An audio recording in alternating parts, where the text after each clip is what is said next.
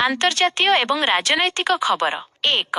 बांग्लादेशर पूर्वतन प्रधानमंत्री शेख हसीना को मृत्युदंड। गत वर्ष छात्र आंदोलन समय मानविकता विरोधी अपराध मामलें बांग्लादेशर अंतर्जातीय अपराध ट्रिब्यूनाल आईसीटीबीडी द्वारा बहिष्कृत प्रधानमंत्री शेख हसीना को मृत्युदंड शुणा जाइछि। 2. साउदी आरब रे बस दुर्घटन 45 भारतीय तीर्थयात्री मृत। मदिना निकटरे घटिथिबा एक मर्मन्तुद बस ट्यांकर दुर्घटन 45 जन भारतीय तीर्थयात्री मृत्यु घटिछि। सेमाने मुख्यतः हैदराबादर एक परिवारर थिले। 3. कप 30 जलवायु विरोध प्रदर्शन।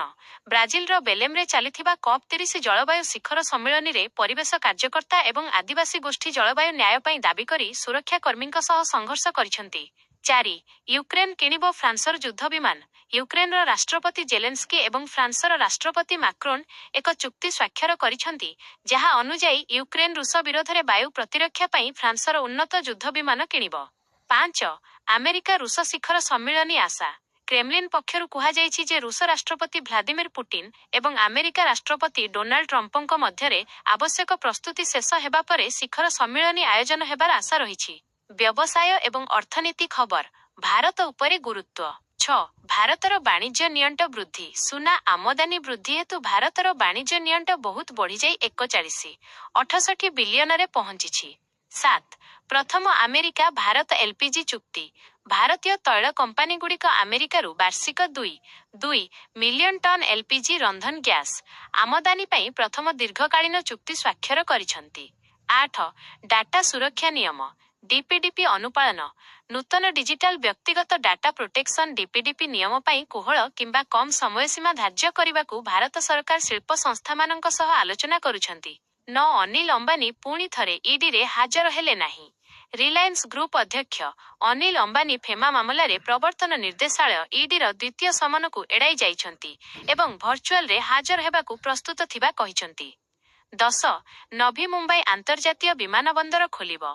नवी मुंबई अंतर्जातीय विमानबंदर डिसेम्बर 25 तारिखरु कार्यक्षम हेबाकू जाउछि। 11. अर्थ कमिशन को रिपोर्ट दाखल। 16 अर्थ कमिशन 2026 बिना 2031 अवधि पाई तांको रिपोर्ट राष्ट्रपति द्रौपदी मुर्मू निकटरे दाखल करिसेंति। स्टॉक मार्केट एवं आर्थिक बजार रे लगातार उत्थान सकारात्मक भावना मध्यरे भारतीय स्टॉक बजार सेंसेक्स एवं निफ्टी लगातार षष्ठ दिन पाई ऊपर मुहां रहिछि एवं निफ्टी 26,000 स्तर को फेरिछि। 13. एफआई गुड़िक भारत में पुनः प्रवेश पाई प्रस्तुत। एआई फ्रेंजी द्वारा परिचालित हुई विदेशी पोर्टफोलियो निवेशक एफआई गुड़िक एक वर्षर प्रवाह परे पुणी थरे भारतीय बजार में प्रवेश करिवार संभावना रही। 14. पेयू को आरबीआई अनुमोदन। पेयू एक मल्टीमोड पेमेंट एग्रीगेटर पीए भाव में कार्य करिबा पई आरबीआई अनुमोदन लाभ करिछि। जातीय सुरक्षा एवं आईनगत। 15. दिल्ली विस्फोरण मामला रे गिरफ। जातीय अनुसंधान एजेंसी एनआईए निकटरे दिल्लीर लालकिल्ला निकटरे होइथिबा कार विस्फोरण घटना रे जणे काश्मीरी व्यक्ति आमिर रशीद अली को गिरफ करिछि। 16. जोजारी नदी प्रदूषण उपरे सुप्रीम कोर्ट। जोजारी नदी रे प्रदूषण नियंत्रण करिवारे विफल होइथिबारु सुप्रीम कोर्ट राजस्थान कर्तृपक्षଙ୍କୁ कड़ा समालोचना करिसेंति। प्रजुक्ति एवं भित्तिभूमि। 17. भारतर जीडीपी रे यूट्यूब रा योगदान।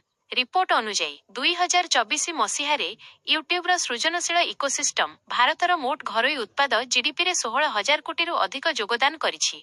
18. एमिरेट्स रे स्टारलिंक वाईफाई। एमिरेट्स घोषणा करिछि जे आगामी 2 वर्ष मध्यरे एहा समग्र विमान रे स्पेस एक्सर स्टारलिंक हाईस्पीड वाईफाई जोगाइब। क्रीड़ा एवं मनोरंजन। 19. प्यारिस सेंट जर्मेन पीएसजी मोते 260 मिलियन देबाकू बाकी रखिछि। फुटबॉल तारका काइलियन एम्बापे दाबी करिसेंति जे पीएसजी तांकू 260 नियुत यूरो देबाकू बाकी रखिछि। 20. कुमार सांगाकारा पुणी राजस्थान रॉयल्सर कोच नियुक्त। Rajasthan Royals 2026 Indian Premier League IPL season पई श्रीलंका किंबदंती कुमार सांगाकारा पुनः मुख्य कोच भाବରେ नियुक्त करिथिबा घोषणा करिछि।